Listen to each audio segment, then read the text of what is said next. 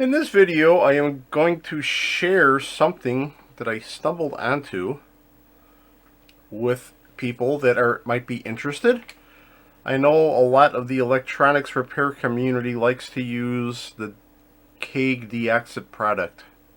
I am one of those parties guilty of it as well. I have a quantity of both the regular D-Series D5 and the DeoxIT Vader F5, which I found to be a fairly good product.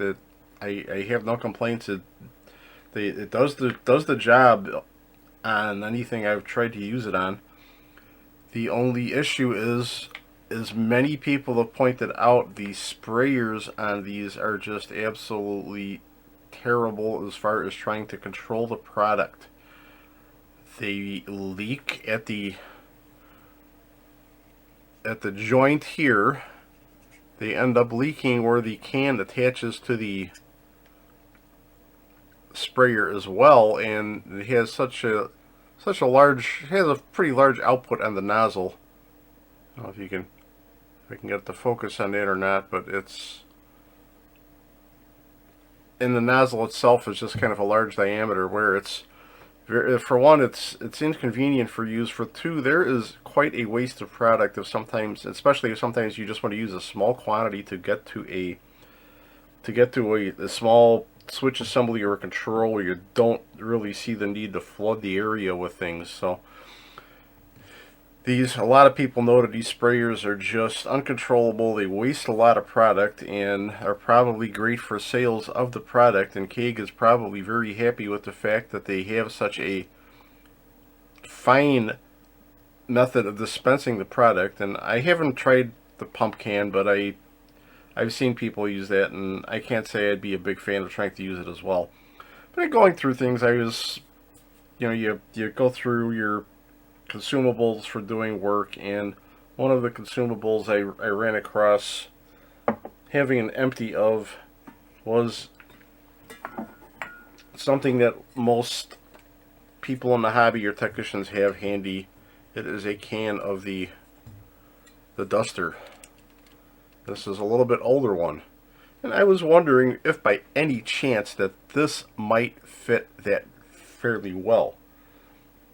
Just to try, because I've tried other nozzles and there's really not a lot of other products that have a comparable size dispenser with the male pin coming out of the can. So what I did was I took this one off, and just out of an examination on it, it might be a little bit hard to see, but I'll try to zoom in on it.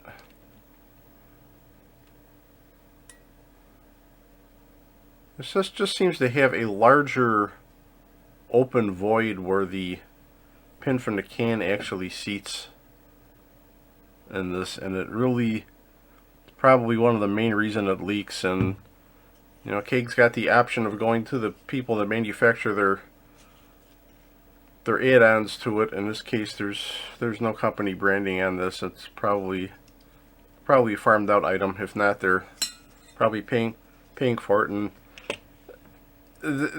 people have voiced numerous complaints about it leaking and not being a good sprayer. Apparently those complaints are falling upon deaf ears. And so what I did was, I did a direct swap before, but I'm going to do a little bit of a measured. It's about 3.95 millimeter stem, about 4 millimeters, and from the, well, let's say from the seat or so, the top of it is about 8.95, and it's just off the can itself we're getting about a 6.78, 6 3/4 mil. So this can I've had for a while, and I finally exhausted it, and it's of no use besides a recycle. Or I also have seen videos where people refill compressed gas cans. So that's an option for this. If you can do it with a tire valve and Schrader valve and a CO2 source, you can fill them up with carbon dioxide.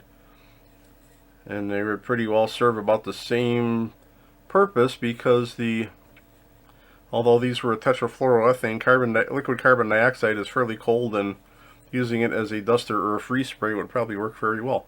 But we're going to go back to measuring here, and if you remember, this stem was about 4 millimeters. That was a 3.95. This is a 4.05. And this was a... This is a 6.16. Let me check the DeoxIT can. The DeoxIT can is just a touch, the millimeter higher, but also hard to say as far as the seats on these, whether things will line up, but they're fairly close. They're within, that diameter is within 0.2 of a millimeter, and the height is within 1 millimeter. So guess what that means? This sprayer should, and in fact does, fit, and I don't know if you can see it, but I've been using it a little bit with the DeoxIT already, and there's nothing leaking outside of the area close to where the tube from the can attaches into the sprayer.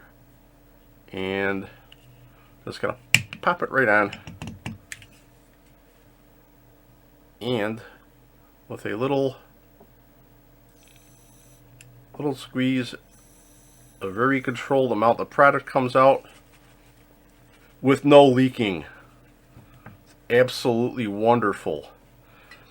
Now the only thing about this situation is I only have this one brand of sprayer for a can, but I was wondering how other more modern available sprayers might work, and I've got a couple of them. I've got a dust off compressed gas duster product, which that one I purchased recently. These things are getting more and more expensive as time goes on. It is a little bit older Falcon Professional Dust Off.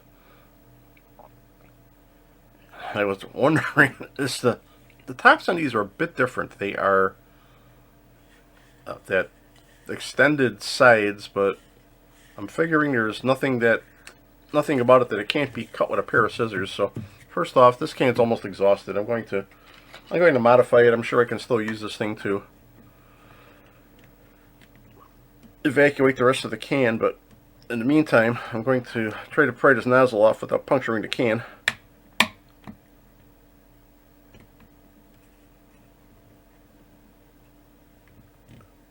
Boy, it is on there. There we go. So it's bent up a little bit, but that's what was going to happen. And again, we're going to measure our tubing here. This particular one is right at 4 millimeters again, and the height is about 7, so it's about identical to the keg product. And this one again is looks like it's got a little bit better seal on the tube, on the tubing portion. Looks a little different. It's not open as far down in as you'd like, and then it's got a couple of ridges for stops for the tube. And we're going to try that on the D5 fader. But what I'm going to have to do is, of course, since that's got that ridge on it, it's not going to sit down well, so I'm going to have to take some scissors and do a freehand trimming. Luckily, I've got some scissors durable enough to cut some plastic away.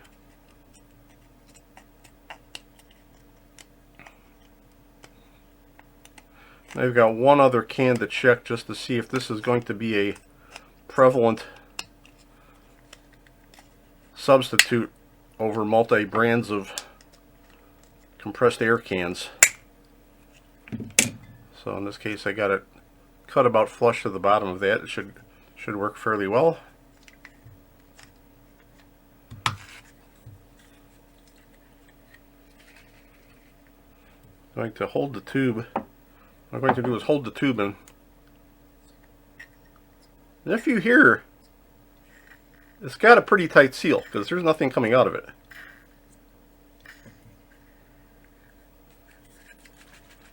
And if I shake the can, there's nothing dripping out of it. If I take this apart, there's a little bit of fluid, but it's leaking nowhere near as badly. But again, it's dispensing a very controllable amount.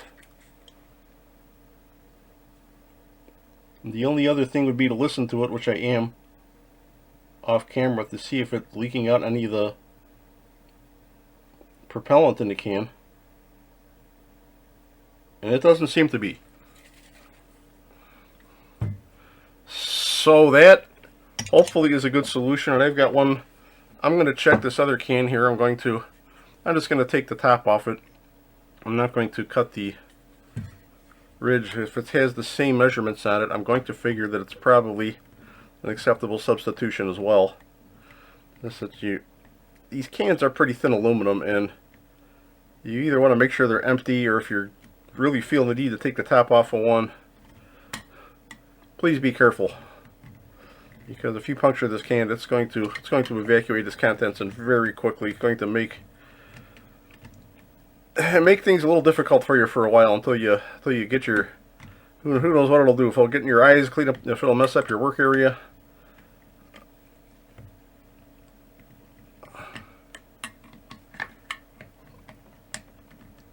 Oh, see, I got to be careful too, because I've gotten under the metal lip on this.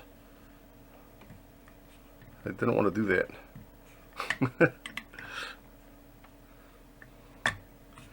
There we go. See, I almost did exactly what I said I didn't want to do. I almost pried up on the compressed lip. I have to roll that back down. But again, this can, yeah, be very careful if you're going to take one of these off, because it's, I almost made quite a boo-boo, and I'm kind of glad I did that on camera here. This one again, 3.99. And right at that 7mm mark. So odds are most brands of dusters, of compressed air dusting cans that you buy, are going to be acceptable. I'm not going to trim this one off. I'm going to go ahead and put it right back on the can, because the can's filled. So, and I don't use these a lot for dusting air as much as I do the cheat and use them upside down and get the liquid out of it so I can cool off components and do my troubleshooting. But there you have it in a nutshell. So if you find yourself with a quantity of a couple of these various dusters, you can go ahead and hopefully they're going to be the right size to fit as these were, and you can take the god awful ones that are on the Keg product, throw them out, and maybe somebody from Keg will see this video and grasp their chest and have some chest pains, finding out that the consumers that see this video will no longer be wasting as much product and having the need to buy so much more as they did in the recent past. So that's all I got for you for right now, but it's a tech tip that I thought I'd share, so it might help all of us kind of control the use of our consumables and make life a little easier for ourselves as well. But thank you for viewing, and if you like this video, please make a like, and if you'd like to see more content like this, please feel free to subscribe. Thank you again. This content is available on YouTube and Odyssey.com. If you enjoyed this, please like and subscribe. Hope you return soon.